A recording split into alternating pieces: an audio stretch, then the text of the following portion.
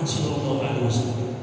Keluarin baru air, baru kue, baru nasi, keluarin karena nanti kita yang bakal begini.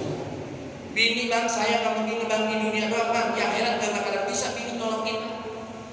Laki kok laki di dunia kita sayang banget kok, biar kita jelek, hitam, bener, pelit, jangan bawa apa tuh. Tapi kita sayang sama laki kita. Laki kita nggak bisa nolong kita di akhirat. Nafsi masing-masing nggak bisa laki kita nolong kita di akhirat. Anak kita ya Allah, kita jual bandar kita jual kita untuk mereka kuliah, mereka belum bisa nolong kita nanti di akhirat. Tapi keluarkan duit buat acara maulid Nabi, untuk cinta kepada Rasulullah, untuk suksesnya peringatan maulid, akan bisa kita selamat di dunia dan selamat di akhirat. Ini yakin. Oke, kalau nyumbang maulid jangan pakai sedekah. Jangan jadi kita punya duit 200 juta. Saya punya duit 200 juta buat maulid, tapi saya nggak punya sedekah. Kata guru saya, mardut lakukan. Ditolak aja diterima. Kenapa?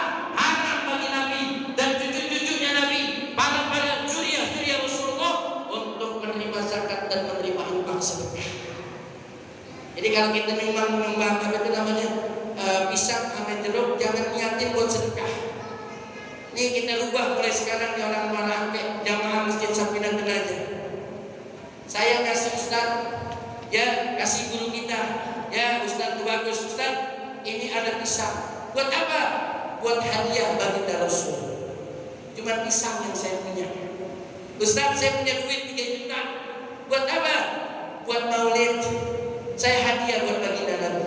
Niatin kalau ngasih maulid, ibu-ibu besok ada majelis taklim, ibu-ibu yang ada maulid, jangan niatin sedekah. Haram hukumnya Anda bersedekah kepada Rasulullah sallallahu alaihi, niatin hadiah yang terindah. Ketika Nabi menerima hadiah dari kita, Nabi akan ingat ummati.